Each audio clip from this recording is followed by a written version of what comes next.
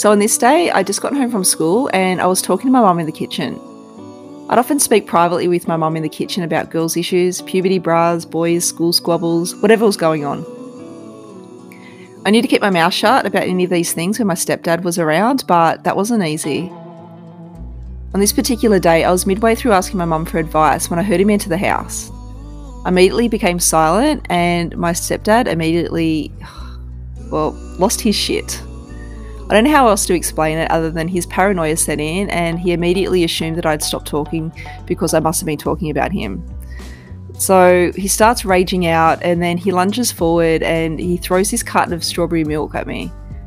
I mean, I know how comical and stupid that sounds now, but at that time I was scared because I knew that things like that, they were just an entree to a big fight that was going to happen. So this milk went all up the wall and all over the ceiling and then I was told to clean it up. And I was so bitter about that, but I did it. I cleaned it up. I wiped up his mess everywhere except for a patch on the ceiling that I couldn't reach. And years later, when Mum finally kicked him out for good, she sold the house still with that faded milk stain on the ceiling that I didn't remove. And I don't know, I kind of like that. That part of him was left there when Mum got to move on. So later that afternoon, after the minor milk incident, I was sent to my aunt's house to spend the weekend there, and that kind of stung. Because I couldn't work out whether I was sent there to protect me from my stepdad or to please him, and I became really confused as to how to feel about that and how I was supposed to feel about it. I was upset with Mum for sending me away, but I also felt bad for my mum for being in a situation and a position where she felt like she had no choice. When Mum picked me up, the previous days were never spoken about and life just returned to normal. Days went by and it seemed like perhaps everyone learnt their lesson. It was kind of frustrating to me that no one in my home ever spoke about these arguments, but I don't know, maybe no family did. I wasn't sure if it was normal to ignore events like this or whether we're just all silent due to embarrassment or shame.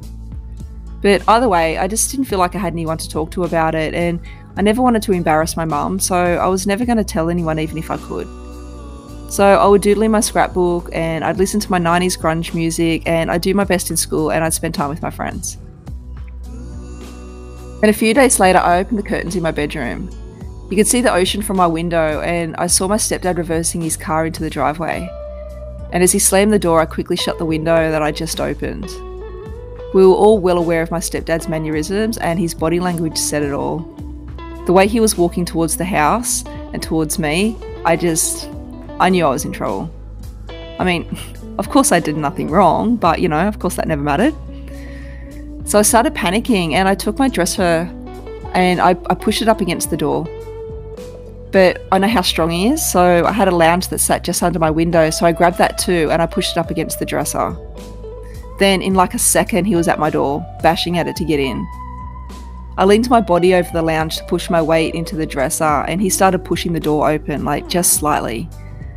And I could feel my feet sliding on the carpet, so I'm walking my feet over and over again as if I'm on a treadmill just to keep pushing against the furniture that was keeping the door closed.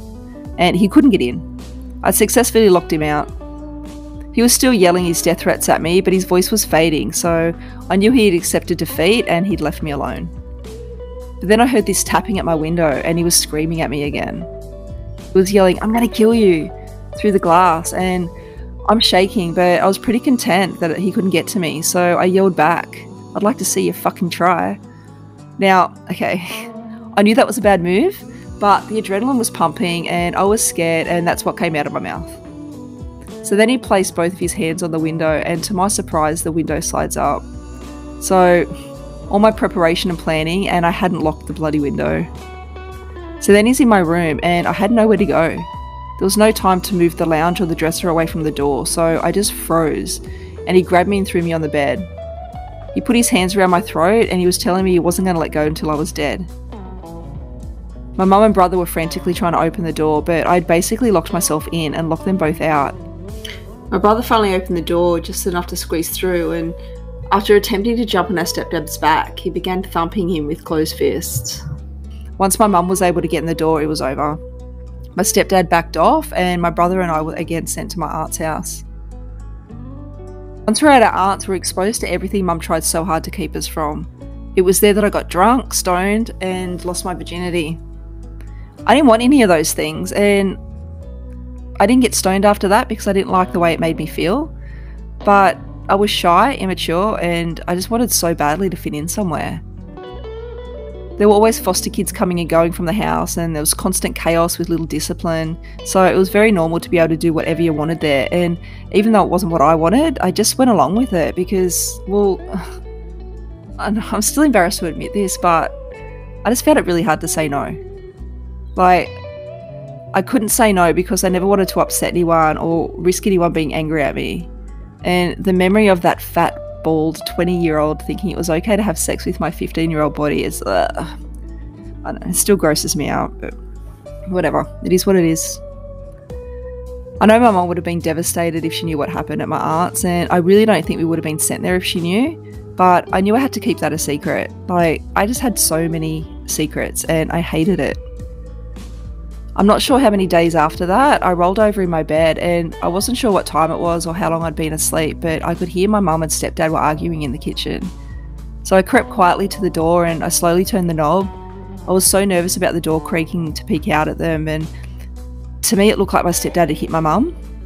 I couldn't be sure, but my gut just said he did, but I don't know, I still don't know. The phone was on the wall just outside my door, so I reached around for it and felt for the numbers, and then I pulled the phone cord into my room and asked for the police. I crouched down on the floor and I spoke so softly into the phone. I just didn't want anyone to hear me before I got a chance to make the call. And then I heard, "What are you doing?" And I looked up to see my mum looking down at me. I told her that I just called the police and that they were on their way, and I instantly felt bad for doing it. I wanted to apologise to my mum for calling the police without a permission, but I said nothing. Mum told me to call them back and told me to tell them not to come, so I nodded, but I had no intention of calling and I didn't. I thought if Mum asked me later if I called them back, I was just going to lie and say that I did. The police turned up and I stayed in my room with my ear pressed against the door, hoping to hear the conversation, but I couldn't hear anything. I just wanted him out of the house so bad. I wanted our peace back. I just wanted normal. I don't know where my stepdad was when the police arrived. And then my mum came in and told me he was gone and that we had an AVO against him, and that made me feel so much better. Like this was finally over. And then my stepdad was back a few days later. I felt so disappointed, but my stepdad had put on his crocodile tears and manipulated the crap out of my mum with his promises of change and how sorry he was. Also, the AVO didn't mean he couldn't live with us. It just meant he couldn't abuse us. So I guess he was able to twist that to his advantage and convince Mum that he could change, because we now had a piece of paper that said he couldn't live with us unless he did change. I didn't want this life for my mum. I called the police because that's what I wanted someone to do for me. As a kid, I felt like the solution was easy. Kick him out, case closed. But back then, even though it was to protect me, in my child's mind, I felt like I was just sent away, and that made me feel like I was the problem, not him. But then as an adult who has been in an abusive relationship, I came to understand that it really is not that simple. And I feel bad that I was so judgmental of my mum back then. My mum did everything she could with what she knew from her own upbringing, and when she finally got the courage to leave, she did it. And I know that wasn't easy for her, and it did take a bit more time, but she did it.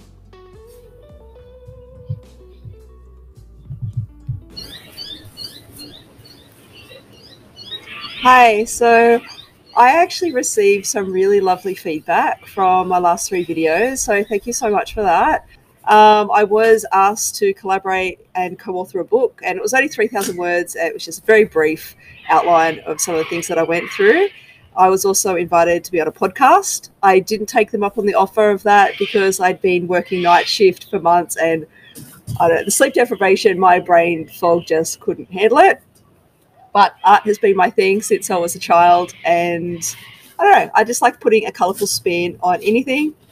That didn't happen overnight, but this is just my way of, I don't know, making some shit memories a little bit more colourful. We've all got a story. I know you've got one too, and I appreciate that you're following me along to listen to mine and watch my process. All right, thank you so much for joining me, and I'll see you in the next video.